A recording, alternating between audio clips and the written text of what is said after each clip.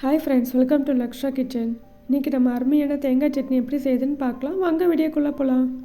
அதுக்கு தேவையான பொருட்கள்: ஒரு 1/4 மூடி தேங்காய் எடுத்து சின்ன சின்ன துண்டாக கட் பண்ணி வச்சுருக்கேன். 4-5 சின்ன வெங்காயம், 2 பல் பூண்டு, ஒரு சிறிய துண்டு புளி, 3 பச்சை மிளகாய், கொஞ்சமாக கொத்தமல்லி, தேவையான அளவு உப்பு.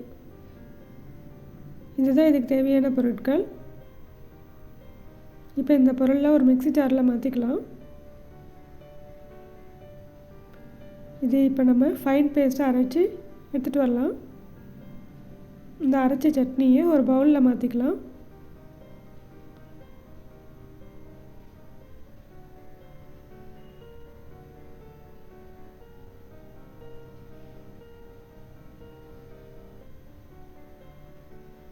இப்போது இந்த சட்னிக்கு நம்ம தாளிசம் கொடுத்துடலாம். அதுக்கு தேவையான அளவு எண்ணெய் ஊற்றி 1 ஸ்பூன் கடுகு பொரிஞ்சதும் உளுந்து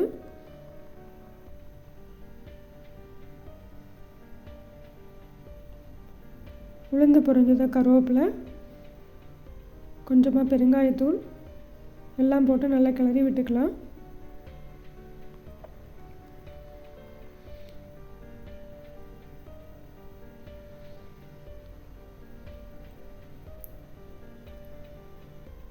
இப்போ இந்த தாளிசத்தை சட்னியில் சேர்த்துடலாம். இப்போ அருமையான தேங்காய் சட்னி ரெடி. இந்த சட்னி இட்லி தோசைக்கெலாம் அட்டகாசமாக இருக்கும். நீங்களும் செஞ்சு எப்படி இருக்குன்னு கமெண்ட் பண்ணுங்கள். என் சேனல் பிடிச்சிருந்தால் சப்ஸ்கிரைப் பண்ணுங்கள். தேங்க்ஸ் ஃபார் வாட்சிங்.